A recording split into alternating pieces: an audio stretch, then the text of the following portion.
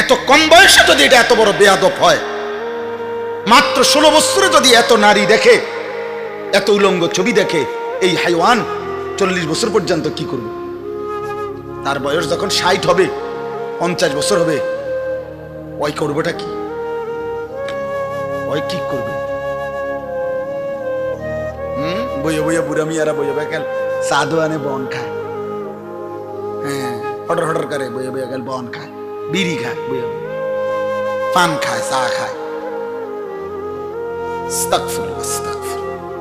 অনেক মুরব্বী মানুষ, আশ্চর্য, জীবনটাই শেষ বয়সটা মনে যেন চা দোকানে রেস্টুরি করে দিছে,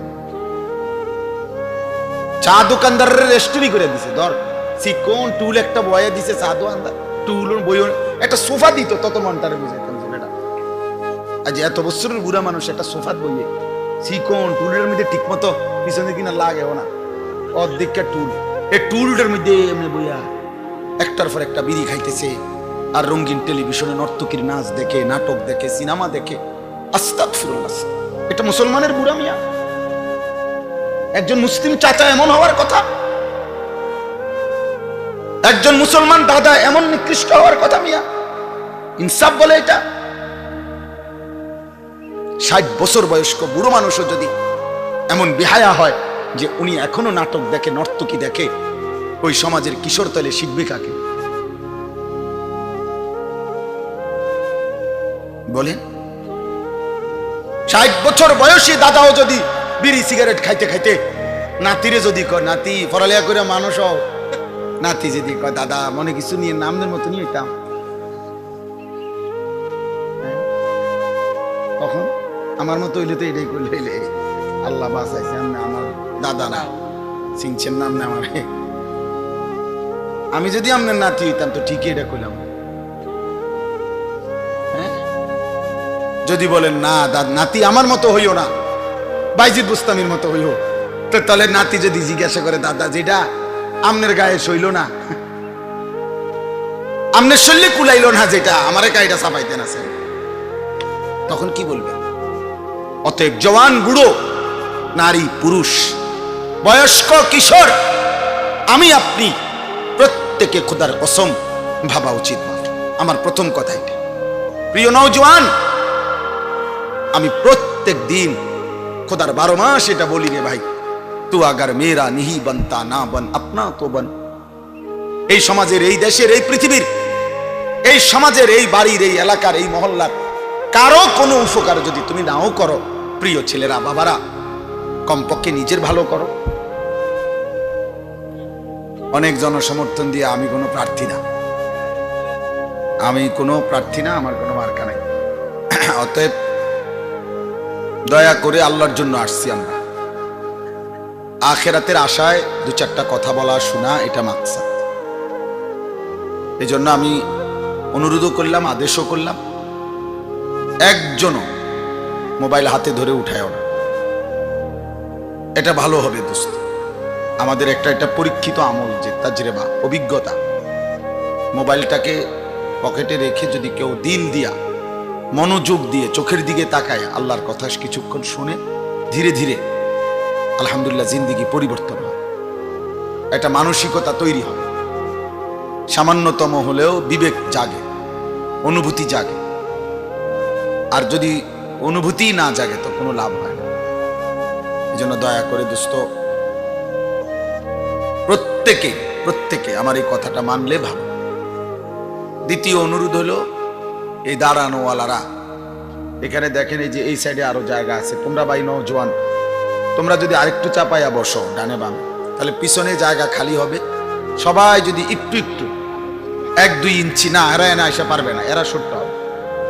আমি বলতেছি রাখেন আপনি, তোমরা ভাই, তোমরা নওজওয়ান আরো চাপাইয়া বসো, ওরা তখন জায়গা হবে, ওইখান থেকে ডিঙ্গাইয়া আসতে কষ্ট। সবাই একটু নড়াচড়া করেন। দেখেন, এটা কোরআনুল কারীমের আদেশ, আল্লাহর আদেশ।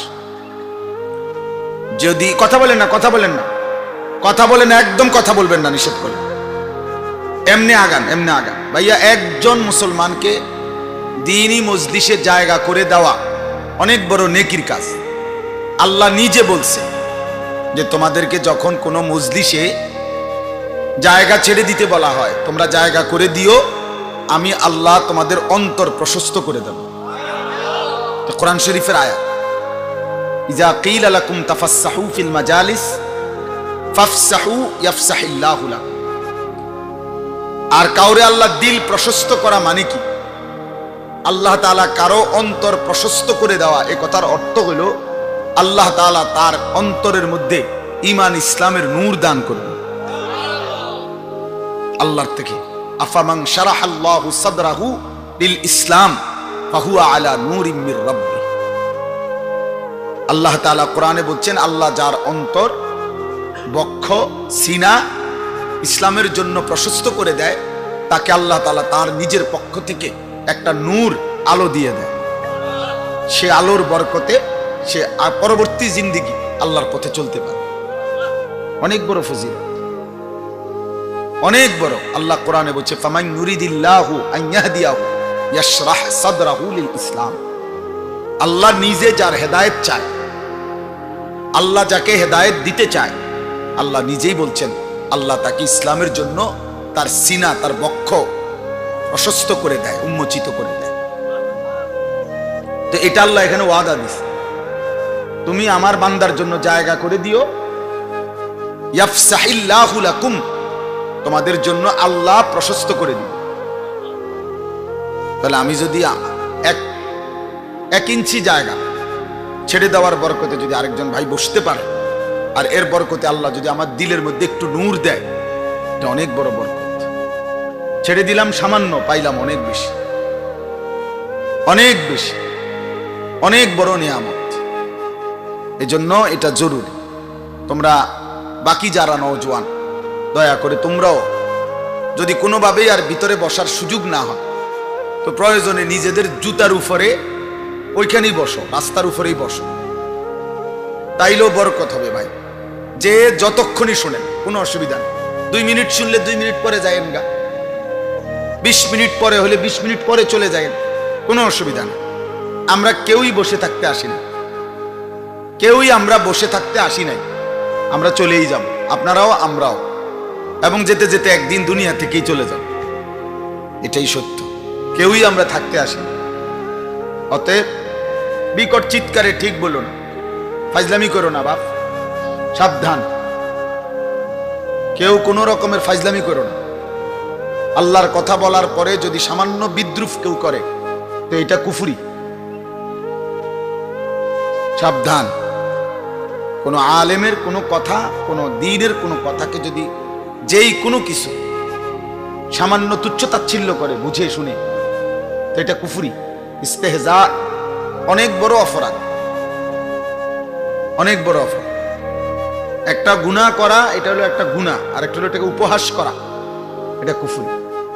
যেমন দাড়ি না রাখা, এটা গুনাহ, কিন্তু দাড়িকে অবজ্ঞা করা, তুচ্ছতাচ্ছিল্য করা, এটা কুফরি, কুফরি।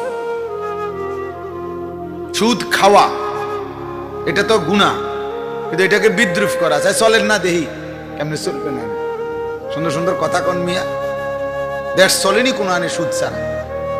এই যে আপনি কি বুঝাইতে চান? কার সাথে মস্কারি করলেন, বিদ্রুপ করলেন, কার কথা হারাম করেছেন আপনার আব্বা, তো আপনি কার লগে তর্ক করেন? সুদ কি আপনার বাফিনি হারাম করছে? কে? তো তাহলে আল্লাহর কথার সামনে যে তুড়ি মারলেন,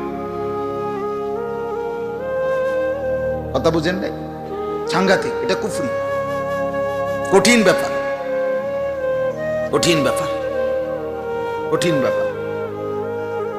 হাদিসে আছে আল্লাহর নবী সাল্লাল্লাহু আলাইহি ওয়াসাল্লাম বলেছে, গান শুইনা মজা মারা কুফরি। গান শুনে তাল, কি কইলো রে, কইলো মানে আমরা রিমান্ড নিল আর কি। হ্যাঁ যুবক, মনে রাখ, মজা পাওয়া, মজা হারাম গান, তো এর দ্বারা সে মজা পায়। তালাজ্জুযু বিহা কুফর। এজন্য গুনাহ এবং উপহাস এক কথা না। গুনাহ তো গুনাহ, অবজ্ঞা, হ্যাঁ, প্রত্যেক কথাই মিয়া দাড়ির মধ্যে কি কেন? আর কথা নাই, আরো কথা আছে, আরো কথা আগেও বলছে, আরো পরে বলবে, এটাও শোনেন, এটা অবজ্ঞা করলেন। একটা মেসওয়াক, একটা তসবিহ, একটা নামাজের মুসল্লা ইসলামের চিহ্ন বহন করে এমন যেই কোনো কিছু শাআইর দ্বীন, এরকম যেই কোনো কিছুকে অবজ্ঞা করা, উপহাস করা কুফরি, বেঈমানি, অনেক বড় পাপ। এজন্য তোমরা ছেলেরাও অনেক সময় জানো না বাপ, এক মুসলমান কথা বলতে, আচরণ করতে সতর্ক থাকতে হয়, অনেক সতর্ক থাকতে। শিরিক আমাদের রন্ধ্রে রন্ধ্রে ঢোকে। নবী সাল্লাল্লাহু আলাইহি ওয়াসাল্লাম বলছেন, অন্ধকার রাত্রে, অমাবস্যার রাত, অন্ধকার রাত্রে যদি একটা অমাবস্যার রাতে একটা কালো পাথরের উপরে যদি একটা কালো পিঁপড়া হাঁটে, এটা খুঁজে পাওয়া সহজ না কঠিন? আল্লাহর নবী সাল্লাল্লাহু আলাইহি ওয়াসাল্লাম বলছেন, শিরিক তোমাদের ভিতরে, তোমাদের কথায়, তোমাদের বিশ্বাসে, তোমাদের চালচলনে, তোমাদের আচরণে শিরিক ঢুকে, এইটা টের পাওয়া, খুঁজে পাওয়া, এটা ওই অন্ধকার রাত্রে কালো পাথরে ওই কালো পিঁপড়া খুঁজে পাওয়ার চাইতো বড় সূক্ষ্ম, বড় ভয়ানক, বড় মারাত্মক। আখফা মিন দাবিবিন নামলাতিস সাউদা।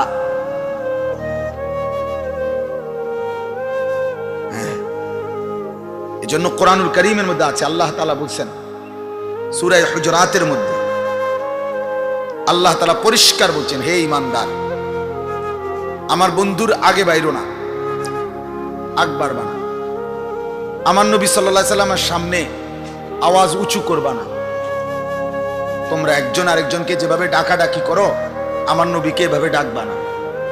আল্লাহ বলছে, এই তিন অপরাধের যে কোনো একটা হইতে পারে তোমার পুরা জীবনের আমল একসাথে নিশ্চিহ্ন হয়ে যাবে, তুমি টেরও পাবা। কোরআন শরীফের আয়াত, আন তাহবাতা আমালুকুম ওয়া আনতুম লা তাশউরুন। তোমার পুরা জিন্দেগীর নামাজ, রোজা, হজ, কুরবানি সব বরবাদ হয়ে যায়। এজন্য এক মুমিন সতর্ক থাকতে হবে। আমরা তো ইসলামকে খুব সহজ মনে করি, আমরা মনে করি যে আমি জানি যে আমি মুসলমান, এই কারণে আমি মুসলমান। আমরা মনে করি, আমরা যে শুনছি আব্বার কাছে আমি মুসলমান, আব্বাই কইছে আমি মুসলমান। ওই যে আমাদের গ্রাম দেশে কয় না যে বাচ্চা এসে বাইরে কইছে, আব্বাই কইছে আব্বা বাইর নাই, আব্বাই কইছে আব্বাই কি নাই, ঘরে নাই। এরকম আমরা হইলাম ওই জাতি। আমার আইডি কার্ডে যেহেতু লেখা আছে আমার ধর্ম ইসলাম, এই জন্য আমি ইসলাম মুসলমান। আমার জন্ম নিবন্ধন সনদে যেহেতু ধর্মের পাশে লেখা ইসলাম, এই জন্য আমি মুসলমান। নয়তো চুল, চেহারা, লিবাস, পোশাক, আচরণ, উচ্চারণ, কথা বার্তা, ঈমান, আকীদা, বিশ্বাস, চেতনা, অনুভূতি, কোনো কিছুতেই ঈমানের কোনো ছিটে ফোঁটা নাই। সাহাবায়ে কেরাম নিজেরা একজন আরেকজনকে ডাকতেন ভাইয়া। বুখারীর হাদিস, বুখারী শরীফের হাদিস, আল্লাহর নবী সাহাবীরা ডাকতেন একজন আরেকজনকে আর বলতেন, ইজলিস বিনা নুমিনু সাআতান। সাহাবারা বলতেন, ভাই তো আসো আমার পাশে একটু বসো তো, চলো দুজনে কথা বলি, নিজেদের ঈমান কিছুক্ষণের জন্য ঈমানের কথা বলি। তুমি আমার ঈমানের খবর লও, আমি তোমার ঈমানের খবর লই। তোমার আচরণের মধ্যে কোনো কুফরি শিরিক ঢুকলো কিনা তুমি আমারে বলো, আমি তোমারে বলি। এভাবে সাহাবায়ে কেরাম একজন আরেকজন মুযাকারা করতেন, বুঝতেন। নবীজি সাল্লাল্লাহু আলাইহি সাল্লামের কাছে সাহাবায়ে কেরাম নিয়মতান্ত্রিক থেকে কিশোর বয়সে হযরত জুনদুব ইবনে আব্দুল্লাহ একজন সাহাবী রাদিয়াল্লাহু তাআলা আনহু, তিনি বলেন, আমরা কয়েকজন কিশোর, এই 13, 14, 15 বছরের বাচ্চাদেরকে কিশোর বলে, কিশোর কয়েকজন সাহাবী আমরা এক বয়সী, আমরা নবীজি সাল্লাল্লাহু আলাইহি সাল্লামের কাছে ছিলাম, থেকে নিয়মতান্ত্রিক নবীজির কাছে থাইকা কিছুদিন, তো তার কাছে আমরা তাআল্লামনাল ঈমান, আমরা নবীজির কাছে ঈমান শিখলাম। বুঝছেন ভাইয়া, ঈমান শিখছি বলছে কি মানে, মানে মনে করো হযরত মালিক ইবনুল হুয়াইরিস বলেন রাদিয়াল্লাহু তাআলা আনহু, নবীজির কাছে আমরা 20 দিন ছিলাম, আকামনা 20 দিন ছিলাম। তো 20 দিন থাইকা লা ইলাহা ইল্লাল্লাহু মুহাম্মাদুর রাসূলুল্লাহ, এই বাক্যটা শিখছে 20 দিনে না? কি মনে হয় এটা শিখতে 20 দিন লাগে? এটা শিখতে 1 সপ্তাহ লাগে? তাহলে কি ঈমান শিখে? তাহলে বোঝা গেল শুধু এই বাক্যটা উচ্চারণ করাই ঈমান না ভাইয়া, এটা ঈমানের বাক্য, এটা ঈমানের 77টা শাখার একটা। নবীজি বলছে ফাআফদালুহা কাউলু লা ইলাহা ইল্লাল্লাহ। ঈমানের 77টি ডাল, এর একটা এটা, আরো 76টা ডাল আছে, সেগুলো শিখতে হয়। সাহাবায়ে কেরাম বলছেন আমরা ঈমান শিখছি নবীজির কাছে, সুম্মা তাআল্লামনাল কুরআন, এরপরে নবীজির কাছে আমরা কোরআনও শিখছি। ফাজদাদনা বিহি ঈমানান, আমরা যখন কোরআন পড়তেছিলাম এবার এক এক আয়াত আমাদের ঈমান বাড়াচ্ছিল। আজকে তোমরা কিশোর নওজোয়ান কোনোটাই বুঝতে চাও না ভাইয়া।